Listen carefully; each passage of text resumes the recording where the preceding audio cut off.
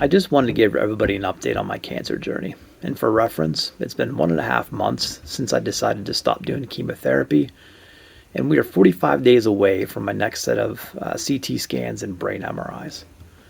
So, one of the things that I think I do very well is handle the stress of the cancer battle. But I've been reminded this week that there are other things in my life that also cause stress, and I probably need to be applying the same techniques as I do to the cancer battle to those types of things. So the one of the things that's stressing the wife and I out here recently is, well, 5 years ago, 6 years ago, we were planning on doing a huge home remodel. And then, of course, I got diagnosed with cancer and everything kind of came to a stop, right? Let's kind of wait and see how this plays out. So here we are, 5 years later, almost 5 years. And it looks like I'm going to be in the 5% of the stage 4 colon cancer patients that are able to survive more than 5 years. So it's time to start living, not just surviving, time to start living. So we're back on track. We're looking into getting the home remodel done. And, whether you're picking out the doors, you're picking out the windows, the siding, it's all stressful. So here's how I handle the cancer stress. And it's a simple process. Number one, I get all the ideas and all the things that I want to look into, get them out of my head and get them on paper or get them on on a computer somewhere. And then I designate times throughout the week that, hey, I'm going to take an hour and I'm going to research this. Is it worth doing?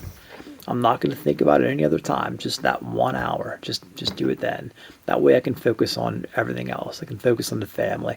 I can focus on the job. I can focus on whatever. I can focus on me.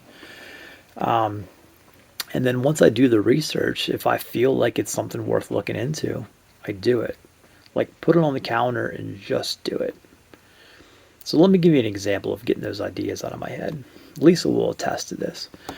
1 or 2 videos ago, I asked for some help from you guys. Hey, if you guys have any ideas, please let me know. Overwhelming response. Tons and tons of messages. Not only messages from people that, that normally message me, but like people that I haven't talked to in 30 years. Some since high school. And these people didn't just comment, hey, try this. It was, hey, I think you should try this. And here's the studies that prove why I think you should try this. They're really putting the time and the research into it. Extremely appreciative of that. Thank you. Reminds me of back, 5 years ago when the community did a fundraiser for me. They sold those t-shirts and it said, nobody fights cancer alone. That strengthens that. So I appreciate that.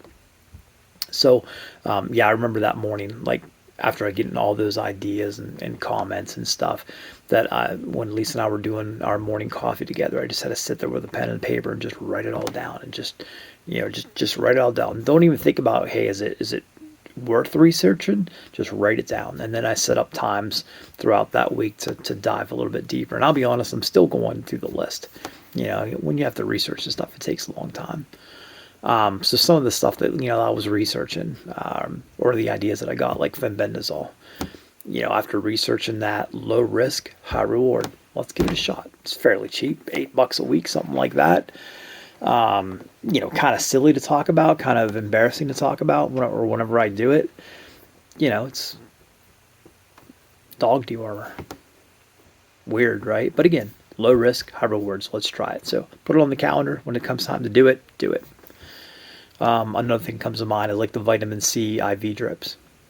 When I did the research, it shows that, hey, there's some strong benefits there to people that have that KRAS G12A mutated gene that has a positive effect on that. So, hey, let's try it. Do I want to do it? No. I do them every 2 weeks. Go to a place in Altoona where, people are there for, a lot of ladies are there for weight loss and trying, I don't know.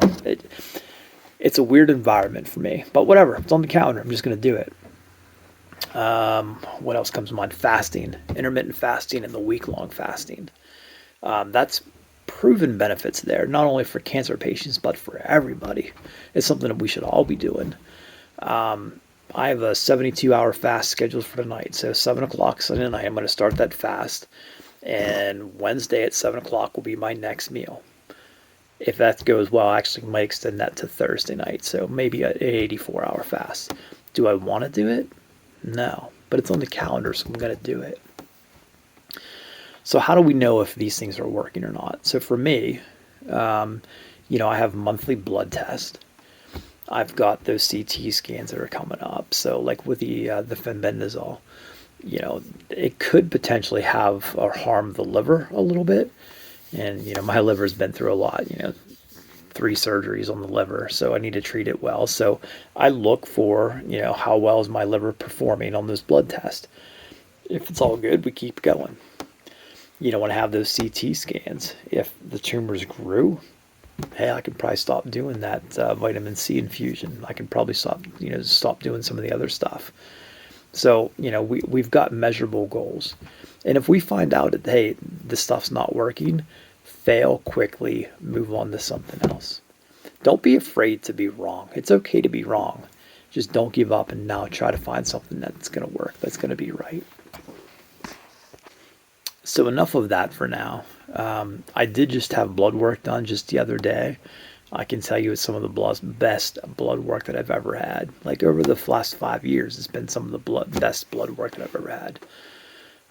So I think we're on the right path. I think we're doing some right stuff. All right. On that note, it is time for me to eat my last meal before that 72-hour fast. All right, guys. Talk to you later.